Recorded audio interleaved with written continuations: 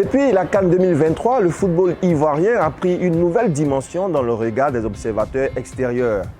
À l'intérieur, le football local semble ne pas en avoir tiré de véritables dividendes. Quoique les footballeurs locaux, matière première de cette discipline, se plaignent de moins en moins. Est-ce l'effet des actions de nos associations de lutte pour les intérêts des footballeurs?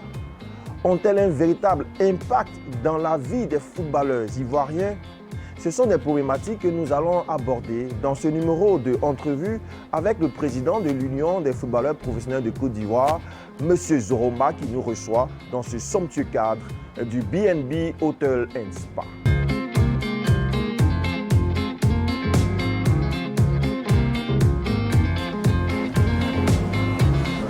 Ouais, bonjour Max, comment vas-tu? Merci beaucoup. Bonjour Zoroma. Bonjour Pat. Aujourd'hui, l'UFPCI réclame combien d'adhérents? L'UFPCI avance. Aujourd'hui, nous sommes à 677. Après, je pense nous allons vers la 3e année. Au départ, c'était quand même difficile pour nous parce qu'on nous avait empêché, on voulait nous empêcher de pouvoir entrer en contact avec les joueurs. Et vous savez qu'il y a une culture qui est instaurée ici dans le football, c'est-à-dire avoir peur de ceux-là même qui sont à la tête du football dans notre pays. Donc, on a utilisé une tactique qui est l'opération séduction. Ça fait 3 ans que vous êtes sur place. Alors, plusieurs faits ont marqué l'existence de votre jeune union, dont le premier est celui de ne pas être reconnu par la Fédération ivoirienne de football. Est-ce qu'aujourd'hui, cette action-là vous a freiné un tout petit peu dans vos activités? Et est-ce que, depuis lors, vos relations se sont réchauffées? On était très conscient du fait que la fédération n'allait pas nous accueillir à bras ouverts puisqu'il y avait des problèmes de personnes. On avait le président de la fédération qui était soutenu par un de mes frères. Donc c'est normal aussi que le président lui ramène l'ascenseur. Donc ça a été fait. C'est quand même dommage. Et nous, on s'attendait à ça. Moi, je suis allé, j'ai croisé le président de la fédération. Je lui avais dit que nous existons, nous travaillons, nous ne venons pas contre lui, mais nous venons être sa police et sa gendarmerie et pour encadrer ces joueurs-là même qui sont un peu laissés pour compte. Et voilà, nous travaillons, ils ne nous dérangent pas, on ne les dérange pas, on avance. Quelles sont vos relations personnelles avec le président de la Fédération ivoirienne de football? Le président de la Fédération de football, c'est un aîné, c'est un père, c'est un grand frère, c'est quelqu'un qui nous a toujours guidés parce que j'ai travaillé avec lui étant joueur pendant 12 ans en équipe nationale.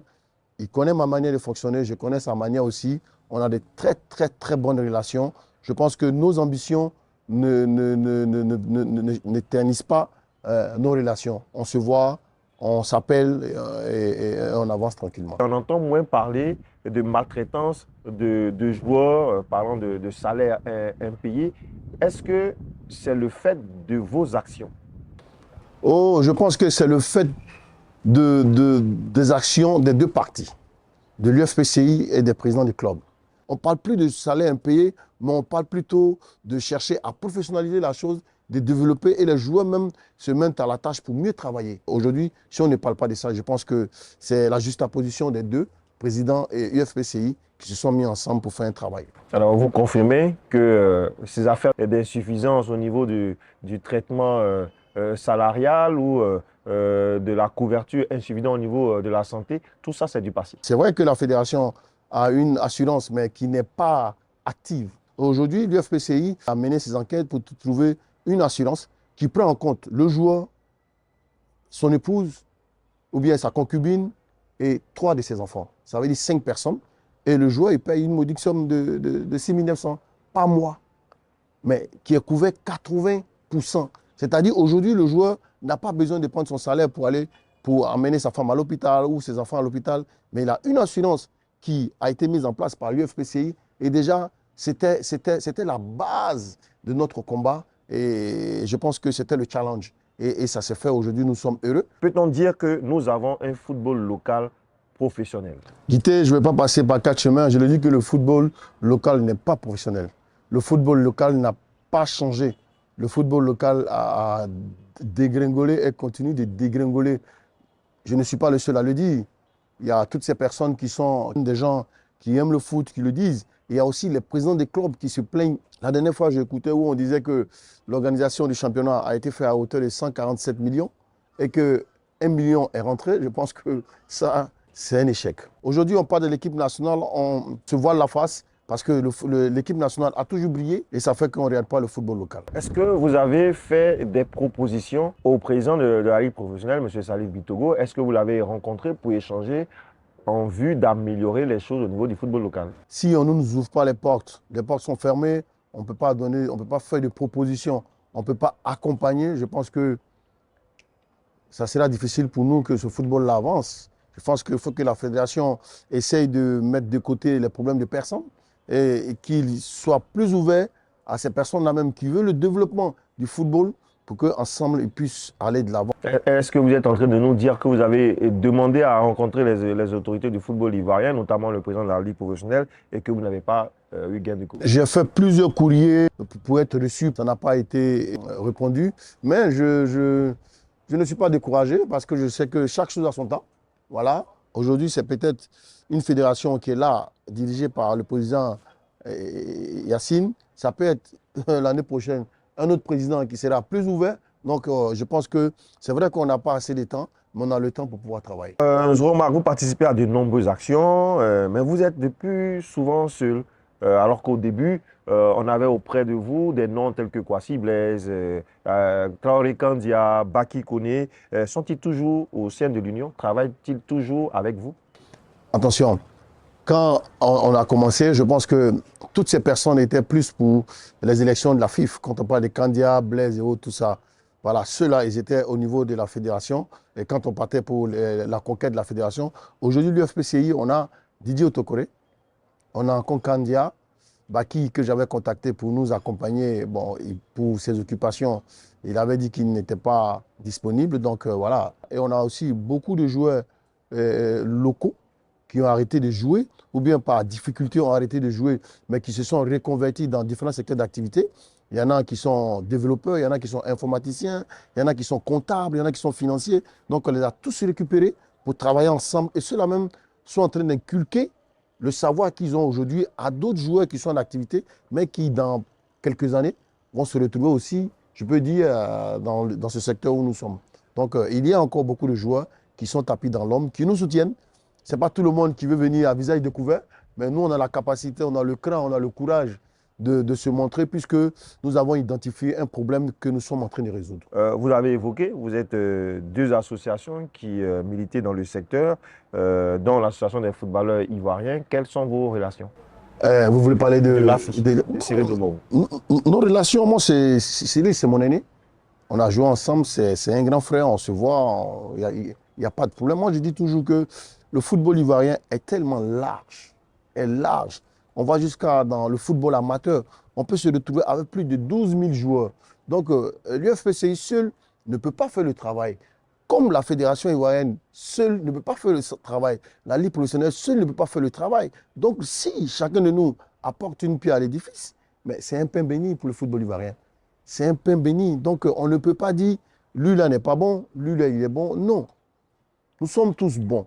Du moment où nous luttons pour une même cause, où nous voulons le développement et l'accompagnement de nos jeunes frères footballeurs. On avait quand même senti une sorte de guerre entre l'association des footballeurs ivoiriens et l'union des footballeurs professionnels de Côte d'Ivoire. Une certaine animosité entre Zoromar et ses camarades Cyril Domoro et ceux qui militent à l'AFI. Est-ce qu'aujourd'hui, on peut dire que tout ça c'est du passé, que la paix est revenue et la sérénité est revenue dans le football ivoirien? Pat, si tu regardes bien, dès que l'UFPCI a commencé, on n'a jamais eu ni l'UFPCI, ni l'AFI, nous nous sommes rencontrés pour discuter.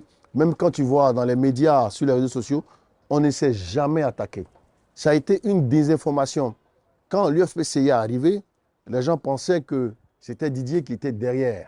Donc il fallait faire une désinformation, il fallait clouer l'UFPCI à terre. Donc il y a certaines personnes, que je m'excuse, certains journalistes qui avaient pris et fait cause pour la fédération ou bien pour l'AFI. Donc, ils ont commencé à défendre. Mais personnellement, l'UFPC et l'AFI n'ont jamais discuté. Ils se sont jamais plaints. Jamais. Et c'est jamais arrivé et ça ne va jamais arriver. Puisque, je le dis encore, le football, il faut fédérer autour du football. Et c'est ce que nous sommes en train de faire.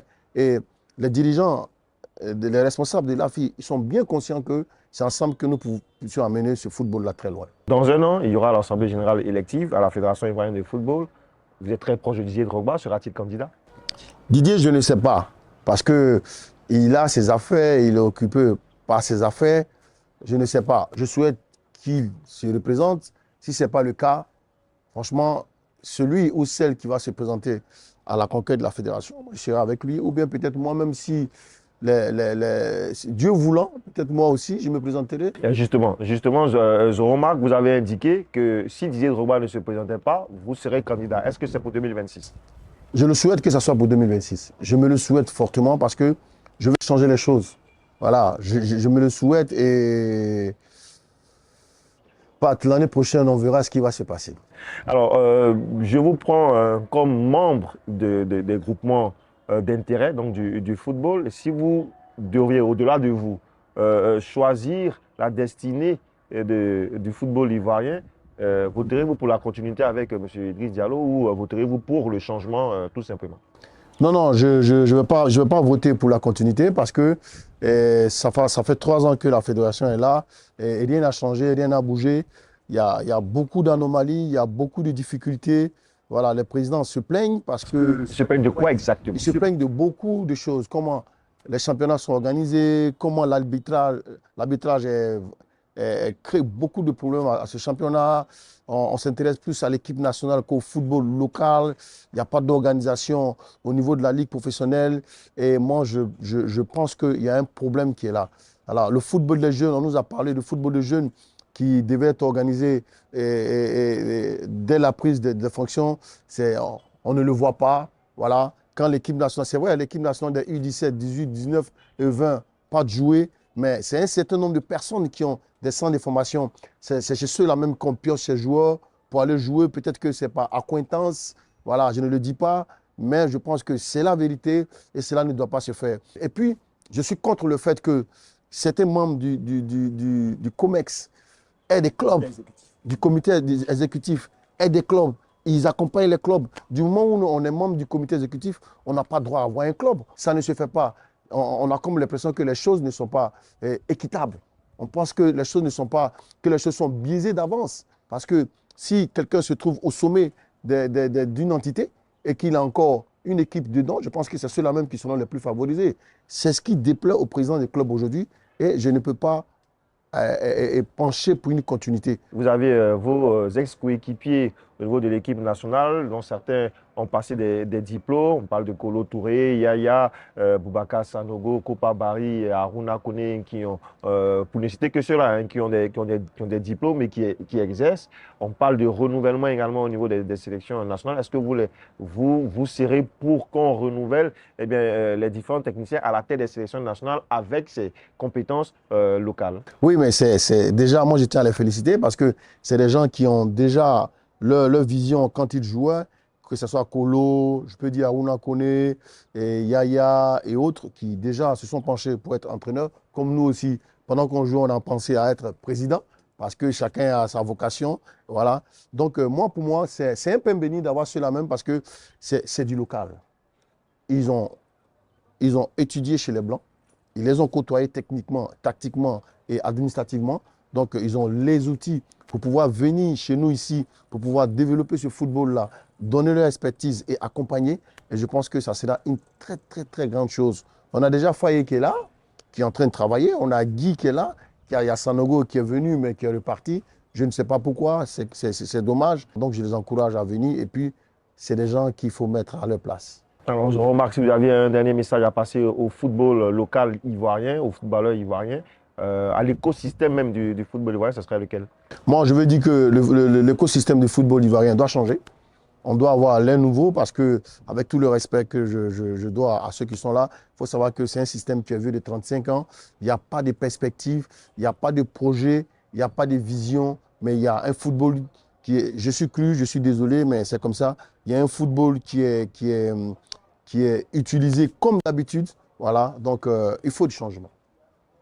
Il faut du changement, il faut du renouveau, il faut du sang frais. Merci Zoro Marc de nous avoir reçus. Merci. Et bonne continuation dans vos projets, vos activités au niveau de l'UFPC. Merci beaucoup. C'est la fin de cette entrevue avec Zoromac. J'espère que vous avez pris grand plaisir à suivre nos échanges et que vous avez beaucoup appris. À bientôt pour un prochain numéro d'entrevue sur Sport Ivoire TV.